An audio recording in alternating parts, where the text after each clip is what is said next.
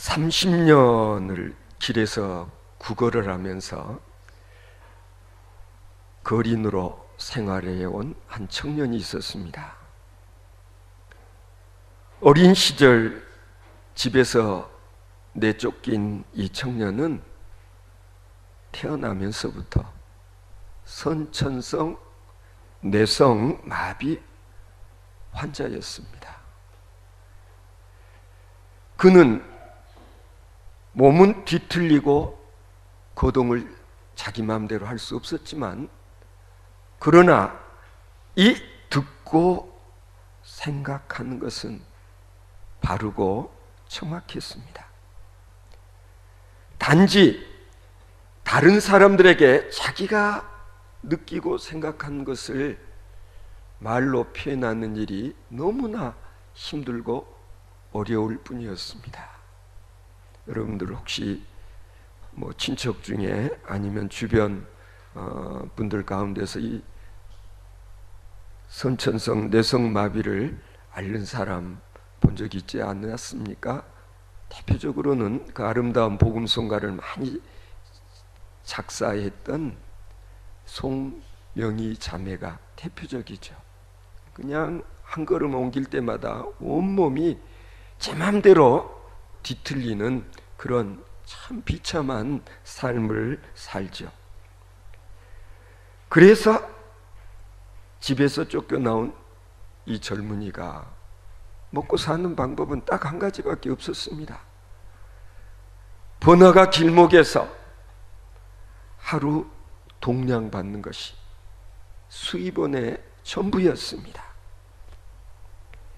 남이야, 나를 어떻게 보든 말든 하루 벌이가 한 4, 5만 원 정도 그래도 되었더랍니다. 그래서 점심때가 되면 허기진 배를 채우려고 이 식당 저 식당 가보지만은 문전박대를 당했다는 거예요. 아니, 내가 돈이 이만큼 있다고 돈을 보여주어도 쫓겨나기 일쑤였다는 거예요. 뻔하지 않습니까? 이 젊은이가 식당에 들어와서 식사를 하면 음식이 자기 입에 제대로 들어갈 수가 없었습니다. 숟가락질이 제대로 안 되니까. 그래서 온통 흘리고 어지럽혀지니까 어느 식당에서도 이 젊은이를 손님으로 받아주지를 않더라는 것입니다. 이런 서러움을 당하며 배고픈 그런 경우를 겪게 되자 그가 들은 바 있어서 예수님의 기적이 나에게도 일어나지 않을까 해서 이 청년이 성당 근처에 자리를 잡고, 그리고 신구약 성경을 30년 동안 통독을 했다는 것입니다. 그래서 웬만한 성경 요절은 줄줄 외울 정도가 되기도 했다는 것입니다. 그러나 냉엄한 현실은 이 청년의 육체의 허기를 채워주지 못했습니다. 그뿐만 아닙니다. 그런 몰골에 누가 시집 오겠다고 하겠습니까? 장가는 생각도 상상조차 못 해보았고, 그러다 보니까 항상 자신의 마음문을 꼭꼭 닫고 지상에서 그래도 내가 갈 수 있는 곳, 나를 받아주는 곳은 창녀촌밖에 없다. 그래서 하루는 창녀촌을 찾아가서 자신이 모아둔 돈다발을 보여주고, 그리고 문전박대 당하지 않으려고 길을 썼다랍니다. 창녀들이사 돈만 주면 독이라도 마시는 여자들이다 라는 얘기를 들은 바 있어서 그랬다는 것입니다. 그는 창녀촌에 가서 창녀 하나를 앞에 앉혀놓고 비싼 음식을 주문해가지고, 그리고 이것을 내게 좀 떠먹여 달라고 그렇게 부탁을 했던 모양입니다. 돈의 마력인지는 몰라도 이 창녀가 이 총각의 말을 들어줬습니다.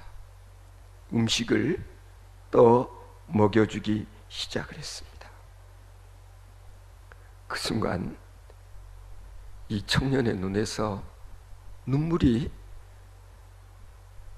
줄줄 흘려내렸습니다.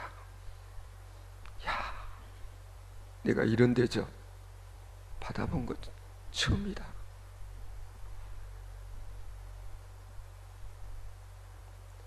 그래도 이 세상이 이렇게 아름다운 것이구나. 그리고 나를 외면하지 않고 나를 내쫓지 않고 나를 영접해준 여인이야말로 천사다. 그렇게 생각했습니다. 그래서 이 청년이 말했다는 것입니다. 다다, 당신이 바로 천사예요. 그 말을 듣고 창녀가 깜짝 놀랐습니다.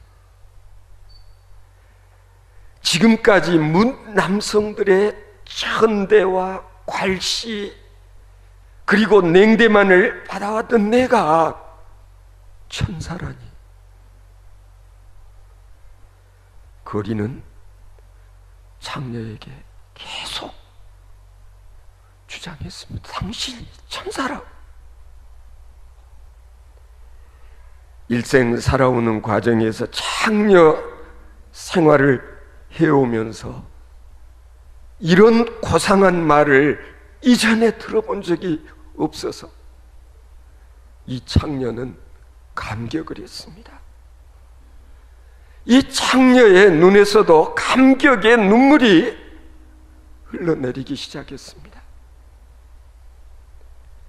창녀를 몸팔아 살고 있는 나를 천사라고 말하는 당신이 천사예요.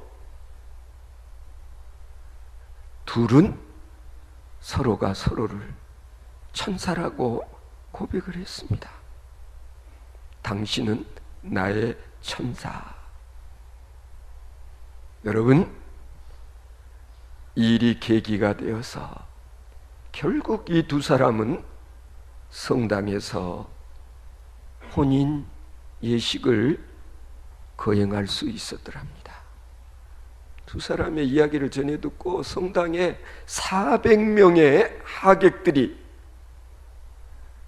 눈물로 축복해주고 그리고 격려를 받았다는 겁니다. 그래서 이 두 사람은 지금은 비록 구멍가게를 하면서 생활을 꾸려가고 있지만 이제는 문전박대를 당하지 않고도 매일 밥을 먹여주는 아내가 있어. 거리는 이 세상은 그래도 에덴 동산과 같다고 찬양을 한다는 것입니다. 여인도 마찬가지. 그동안 온갖 수모를 당하고 살아왔는데 이제는 집에서 살림을 할 수 있을 뿐만 아니라 이제는 그 숱한 남자들로부터 무시당하고 조롱을 당하지도 아니하고 그리고 진심으로 나를 천사처럼 여기고 나를 아끼고 사랑해주는 이 남자와 사는 매일매일의 삶이 내게는 축제요, 매일매일이 잔칫날과 같다. 그렇게 고백을 한다는 것입니다. 성도 여러분, 무엇이 이 두 사람을 이렇게 거듭나게 만들었습니까? 거린을 구한 것은요, 사회복지 정책도 아니었고, 누군가의 자선도 아니었고, 교회도 아니었습니다. 바로 이 창녀였습니다. 이 창녀를 구원한 것은 율락방지법도 아니요, 성직자도 아니요, 상담자도 아니었습니다. 바로 이 거린 때문이었습니다. 우리는 여기서 진실한 사랑이 무엇인가를 다시 한번 생각하게 됩니다. 사랑이란 언제, 어떻게 잘 전달되어지던가. 여러분, 한번 지난 날 되돌아보십시오. 언제였습니까? 성도 여러분, 사랑이 잘 전달될 때가 내가 부활되었습니까? 아니면 건강할 때였습니까? 아니면 내가 병들었을 때, 아니 내가 가난할 때였습니까? 분명한 것은요, 놀랍게도 내가 고통 가운데 있었을 때 사랑이 훨씬 피부로 느껴졌었다는 사실을 여러분 잊고 살아서 그렇습니다. 정말 그렇습니다. 고난이나 가난한 가운데 처해 있는 사람은요, 지극히 적은 것, 남들이 보기에는 지극히 사소한 말 한마디에 때로는 감동을 받고, 그리고 감격하기도 하고, 그리고 진짜 내가 사랑을 받는다라는 그런 느낌이 쉽게 효과적으로 전달되어지는 것입니다.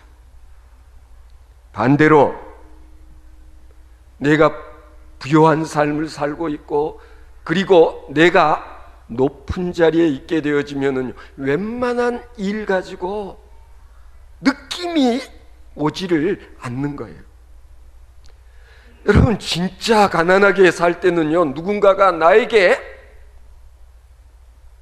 물 말아 건네주는 밥 한 그릇을 통해서도 저 사람이 나를 사랑하는구나, 아니 온정이 느껴지는 그런 경험 해보시지 않았습니까?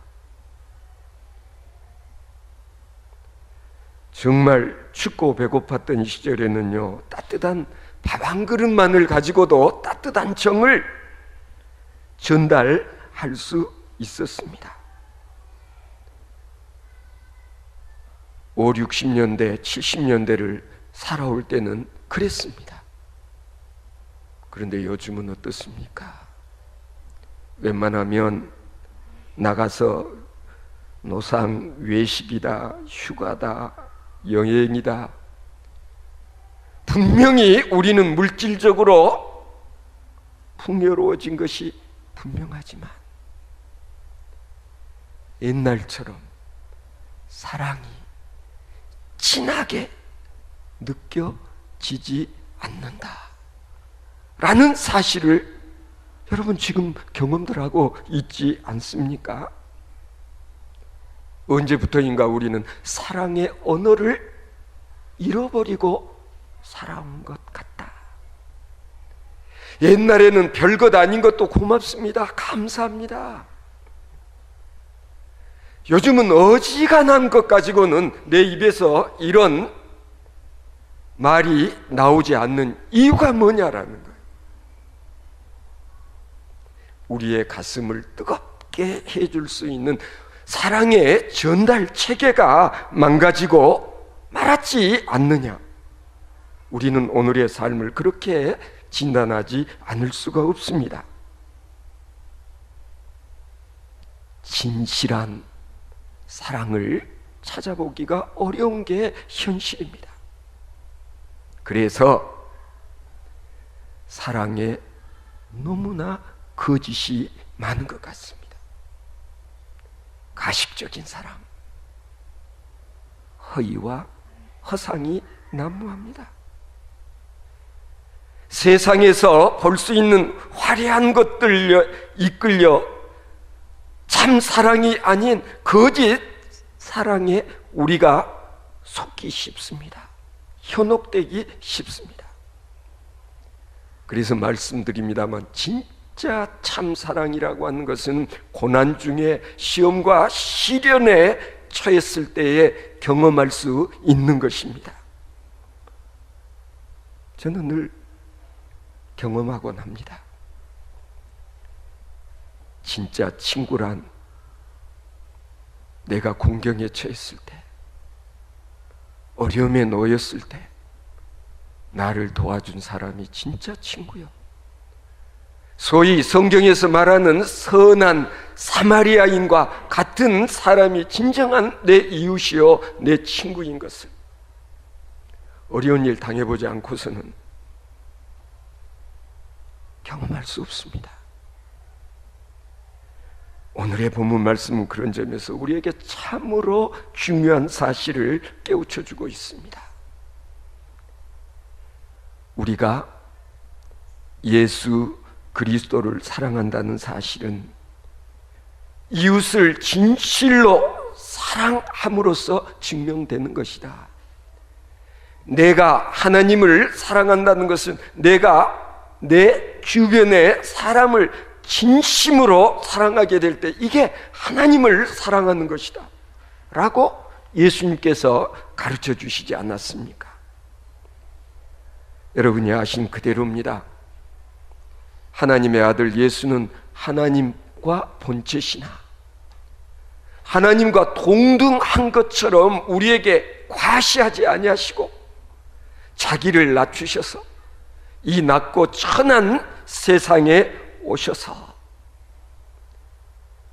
우리 인간 구원이라고 하는 대구원의 사역을 완성하셨습니다. 하나님인 예수가 사람의 모습으로 이 세상에 오신 이것이 진짜 참사랑이다.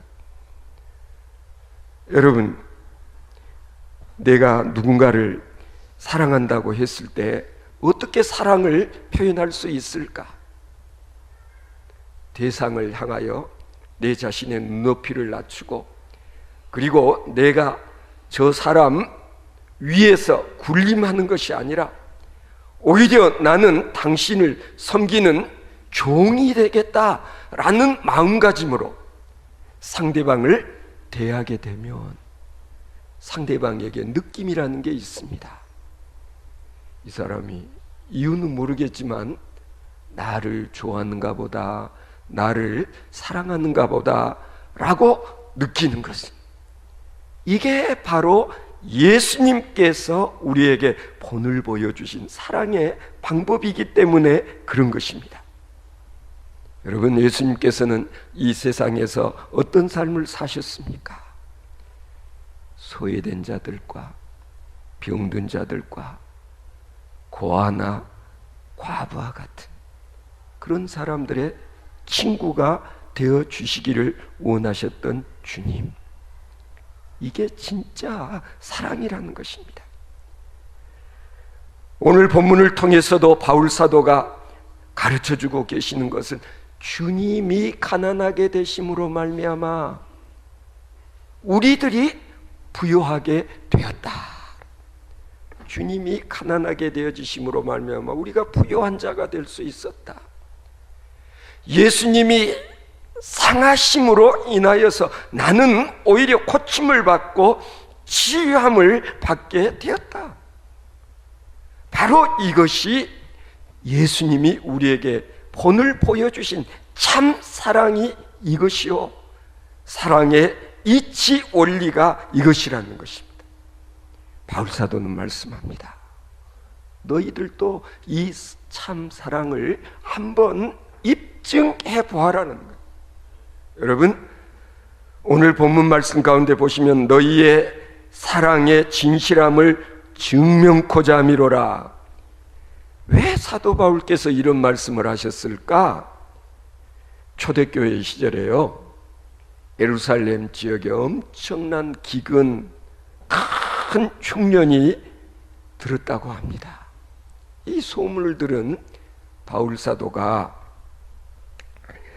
예루살렘의 교인들 가운데서 지금도 먹는 문제, 배고픔으로 고통당하고 있는 사람들이 많다는 그런 사실을 알고서 사도 바울은 그때 자기가 전도하고 교회를 개척했던 고린도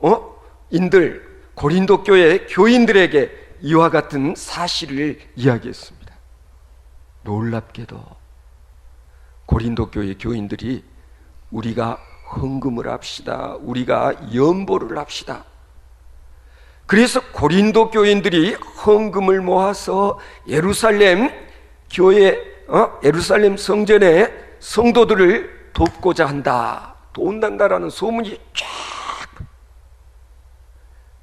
많은 다른 사람들이 일에 동참하기 시작했는데, 문제는 그로부터 한 1년이 지나고 나니까 어느새 고린도 교인들의 처음에 그 사랑이 식어져 버렸는지, 예루살렘을 돕기 위한 작정 헌금했던 사람들, 이런 사람들까지도 이 헌금을 하는 사람들이 줄어들게 되어진 현실을 보고 바울 사도께서 이 고린도 교인들에게 편지글로 적어 보낸 것이 오늘의 본문 말씀이에요.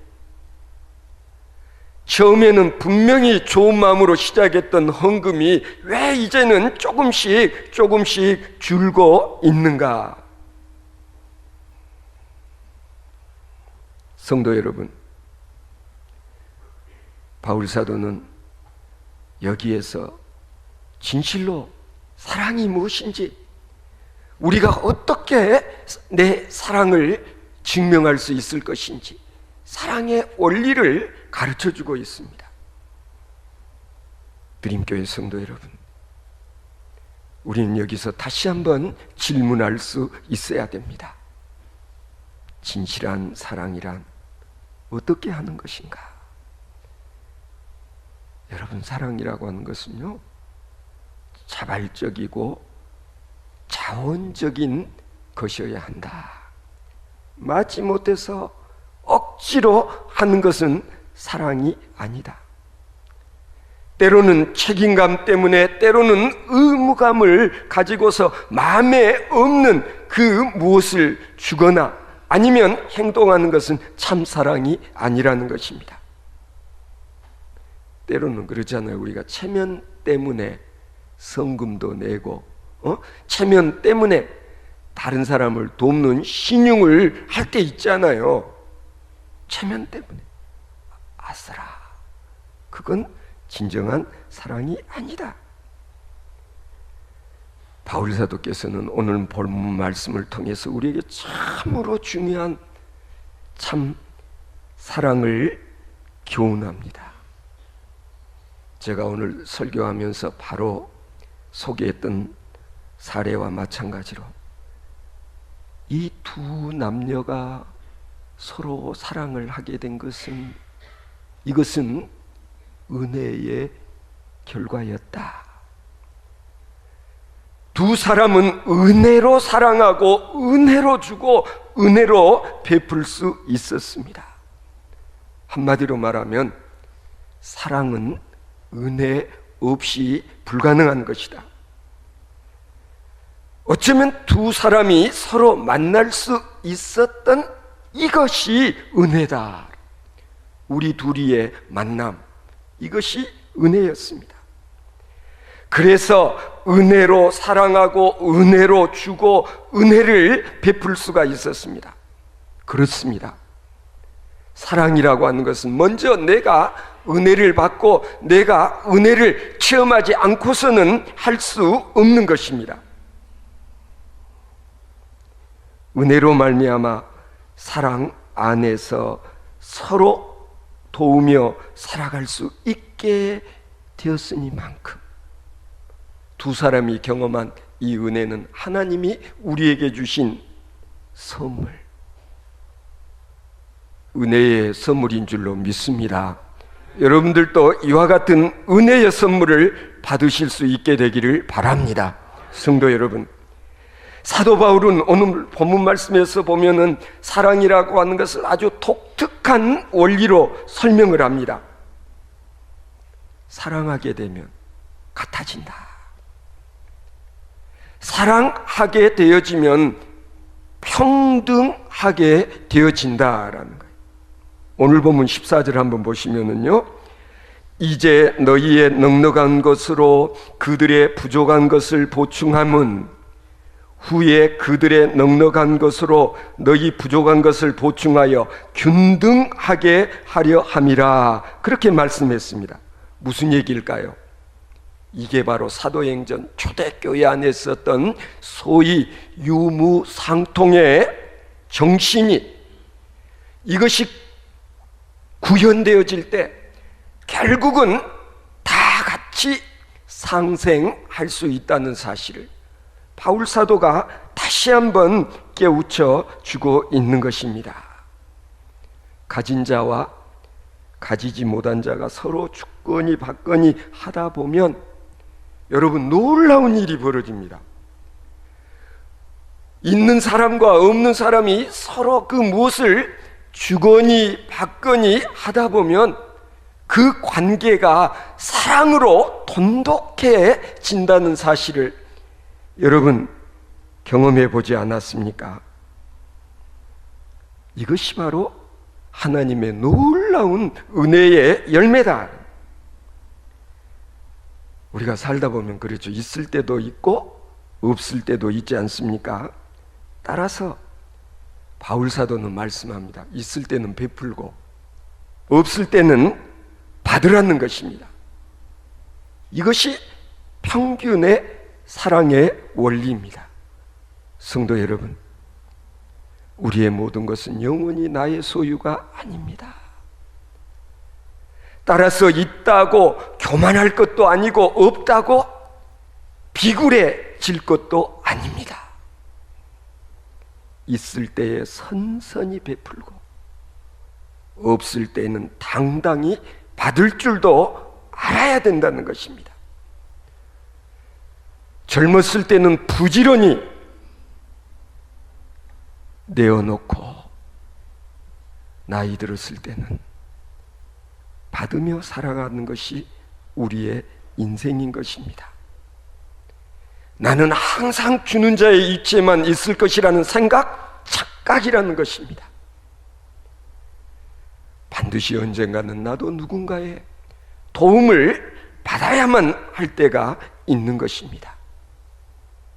성도 여러분, 오늘 9절 말씀처럼 부요하신 예수 그리스도께서 가난하게 되심은 그의 가난함으로 말미암아 너희를 부요하게 하려 하심이라 라는 이 사랑의 정신을 오늘도 우리들의 삶 속에서 실천에 옮길 수 있어야 할 것입니다.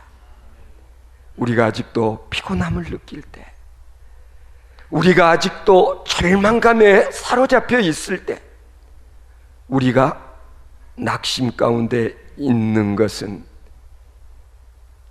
우리가 사랑을 잃어버렸기 때문인 것입니다. 받으려고만 했기 때문인 것입니다.